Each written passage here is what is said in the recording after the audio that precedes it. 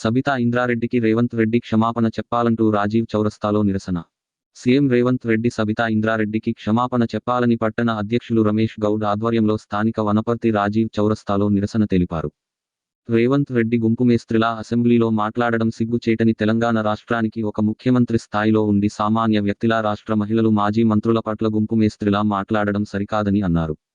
కేసీఆర్ పాలనలో మహిళలకు దక్కిన గౌరవం కాంగ్రెస్ పాలనలో దక్కడం లేదని మండిపడ్డారు. అసెంబ్లీ సమావేశాల సభను ఒక కౌరవ సభలా మార్చిన ఘనత తనకే దక్కిందని అన్నారు. బేషరతుగా రేవంత్ రెడ్డి సబితా ఇంద్రారెడ్డికి క్షమాపణ చెప్పకుంటే అసెంబ్లీని మహిళలంతా ముట్టడిస్తామని బీఆర్ఎస్ పార్టీ మహిళలు హెచ్చరించారు. మాజీ మంత్రి సబితా ఇంద్రారెడ్డికి సీఎం క్షమాపణ చెప్పాలని అంబేద్కర్ చౌరస్తాలో రేవంత్ రెడ్డి దిష్టిబొమ్మ దహనం చేసిన జిల్లా మీడియా కన్వీనర్ నందిమళ్ల అశోక్. మహిళా శాసనసభ్యురాలు సబితా ఇంద్రారెడ్డిని మహిళలను నమ్ముకుంటే ముంచుతారని, బతుకు బస్ స్టాండ్ అవుతుందని అవమానకరంగా మాట్లాడి మహిళలను కించపరిచిన రేవంత్ రెడ్డి వెంటనే క్షమాపణ చెప్పాలని స్థానిక అంబేద్కర్ చౌరస్తా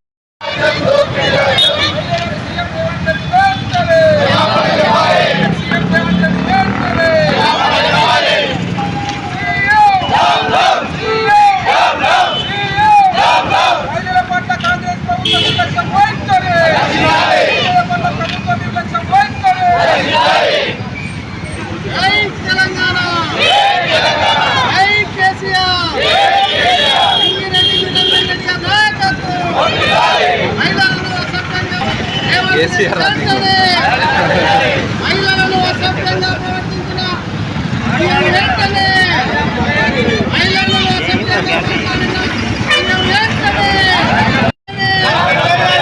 మహిళలను అసభ్యంగా మాట్లాడిన సీఎం రేవంత్ రెడ్డి వెంటనే జై తెలంగాణ. ఖబర్దార్ ఖబర్దార్ ఖబర్దార్ ఖబర్దార్ ఖబర్దార్ ఖబర్దార్ ఖబర్దార్ ఖబర్దార్ మహిళలను అవమానపరిచిన రేవంత్ రెడ్డి వెంటనే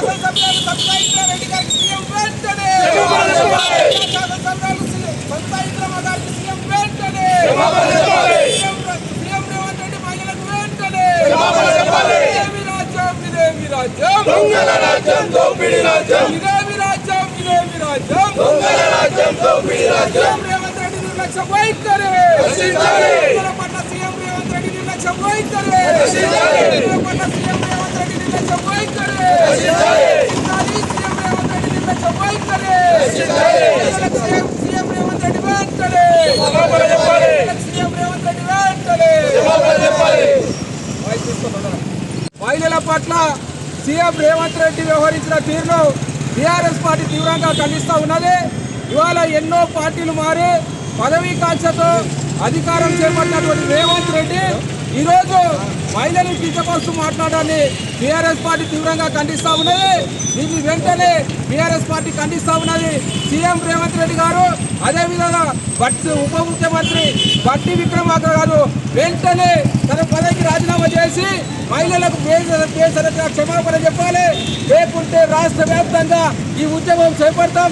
ఇవాళ మహిళలకు అన్ని పథకాలు చేస్తామని మహిళలను నిత్తడిలో ఉంచి రోడ్లు తడుకొని ఇవాళ మహిళలను అవమానకరంగా అసెంబ్లీ సాక్షిగా మాట్లాడాన్ని టీఆర్ఎస్ పార్టీ తీవ్రంగా ఖండిస్తూ ఉన్నది.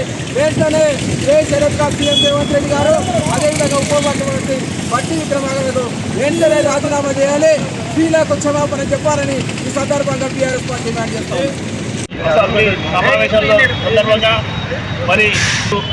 మరి ప్రభుత్వాన్ని నిలదీస్తే మరి ఒక మహిళలు ఈ భారతదేశంలో ఎంతో సాంప్రదాయం గౌరవంగా విదేశాల్లో కూడా మన సంస్కృతికి సాంప్రదాయానికి పెద్ద విలుస్తుంది.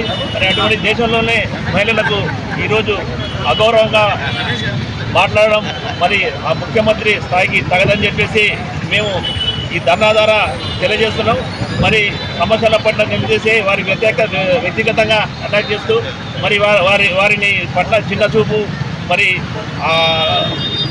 మాటలు అనగుణని మాటలు ఒక మహిళలపై అనడం మరి బాధాకరం. దీన్ని మేము బీఆర్ఎస్ పార్టీ తరఫున తీవ్రంగా ఖండిస్తున్నాం.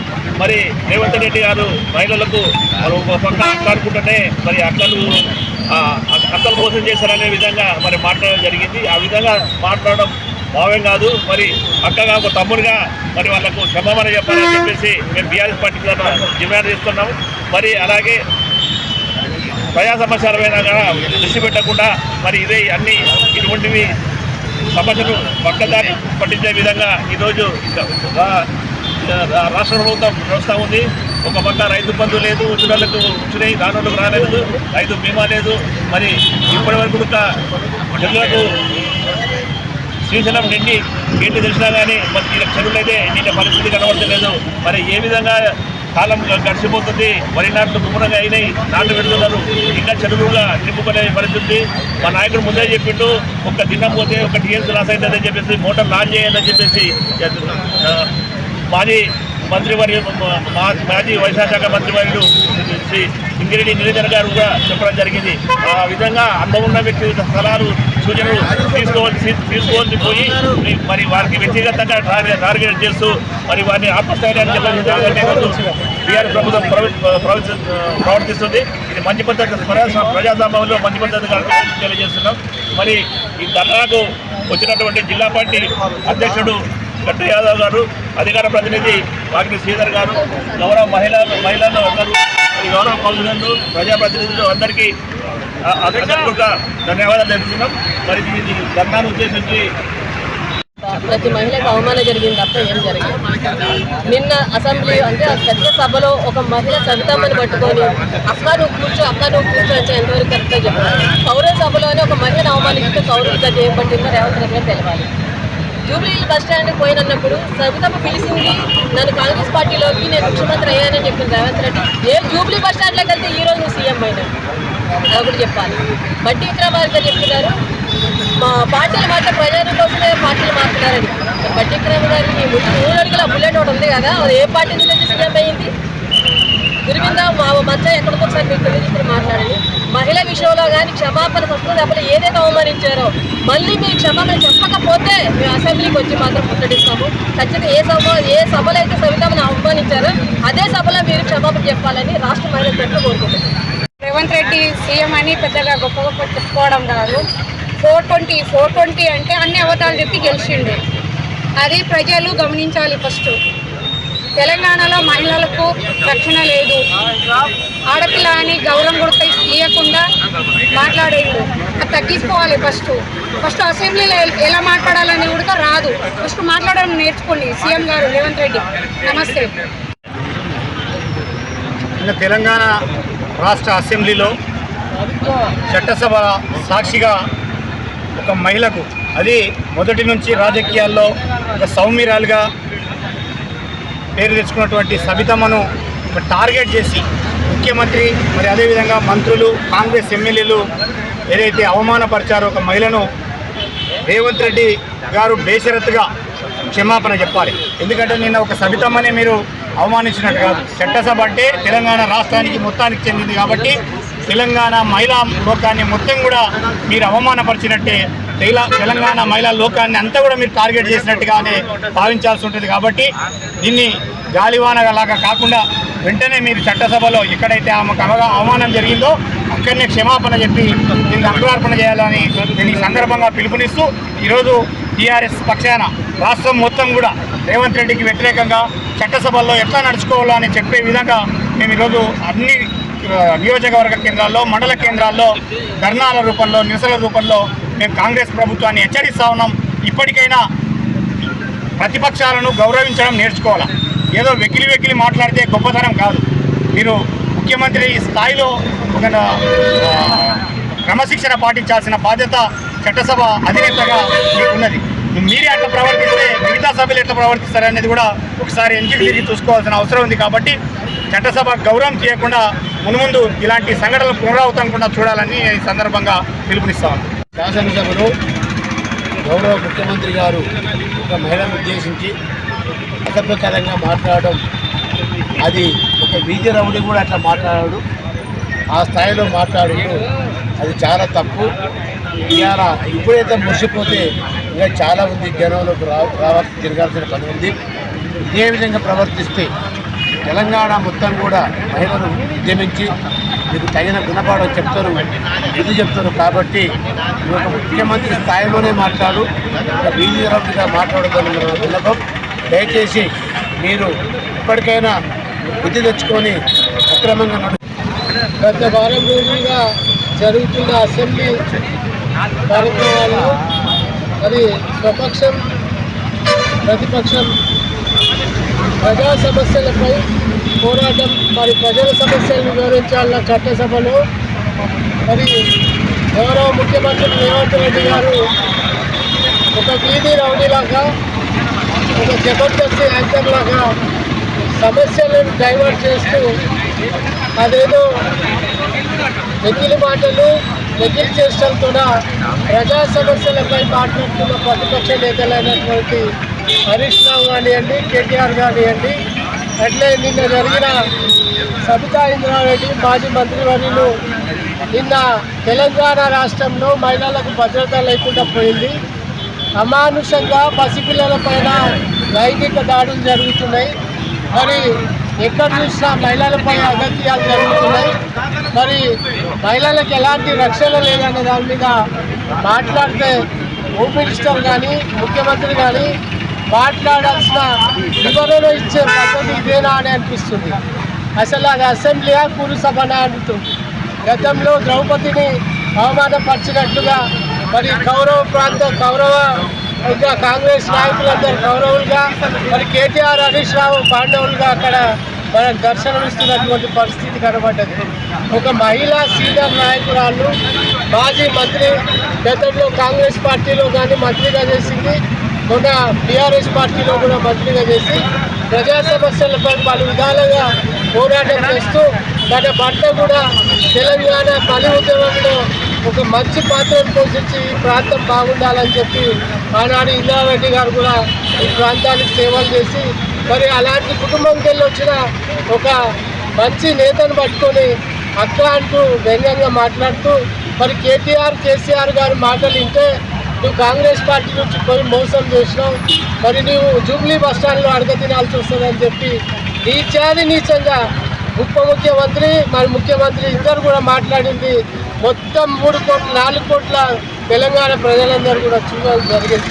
మరి నిజంగా మీరు మంత్రులా ముఖ్యమంత్రులా లేకపోతే అవారగాళ్ళ అని సందర్భంగా మేము అడుగుతున్నాం.